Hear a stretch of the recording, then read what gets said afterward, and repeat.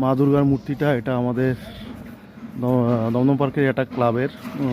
হ্যাঁ, এটা হচ্ছে আমাদের স্কুলটা। মর্নিং ফ্রেন্ডস, তো আজকে ডে 1 ফার্স্ট ব্লগ।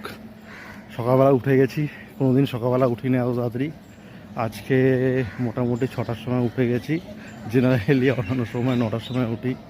তো আজকে থেকে স্টার্ট নতুন জার্নি মিন্স নতুন ব্লগিং করা। পুরো টানা 90 ডেজ ব্লগিং হবে। তো সকালবেলা দেখাই আজকে দিনটা, যেখানে আমি যেখানে থাকি তার আশেপাশে, মানে ছোটোবেলায় যেখানে আসতাম, খেলতাম, আমাদের স্কুল। সামনের দিকে যে রাস্তাটায় যাচ্ছি, এটা হচ্ছে ওই দূরে যে বিল্ডিংটা দেখা যাচ্ছে, সেটা হচ্ছে আমাদের স্কুল। ছোটোবেলায় এখানেই পড়েছি।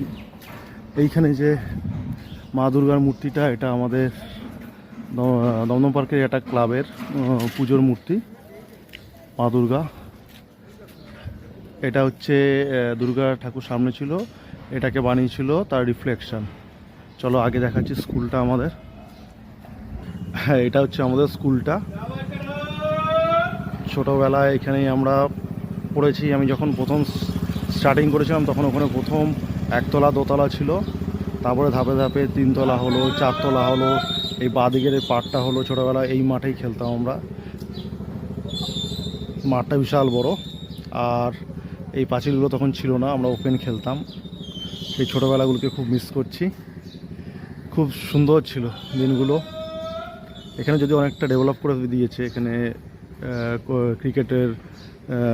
ক্রিকেটের শেখার জন্য জায়গা, ফুটবলের ছোট ছোট, ওই মাঝখানে ক্রিকেটের পিচ আছে। এই বিল্ডিংগুলো তখনও হয়নি। এগুলো থেকে আমরা দেখে এসেছি ছোটোবেলায়। আর সামনে গেলে একটা বাজার পড়ছে। এই রাস্তাটা সোজা চলে গেলে পরে আমাদের দমদম পার্ক বাজার। এখানে খুবই সুন্দর।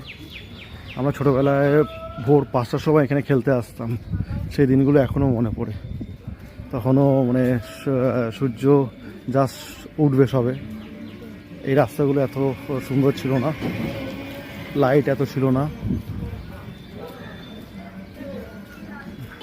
এটা হলো আমাদের মন্দির, কালী মন্দির বলা হয় দমদম পার্কের। তো চলো ঠাকুরকে একটু তোমার দেখাই। এটা আগেও, এই গেটগুলো আগেও যা ছিল এখনও সেম আছে।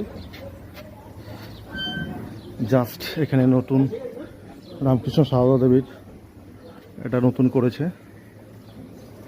আর এই মন্দিরটা খুবই পুরনো ছিল, আমরা ছোটোবেলা থেকে দেখে আসছি মন্দিরটা। শিব ঠাকুর আছে।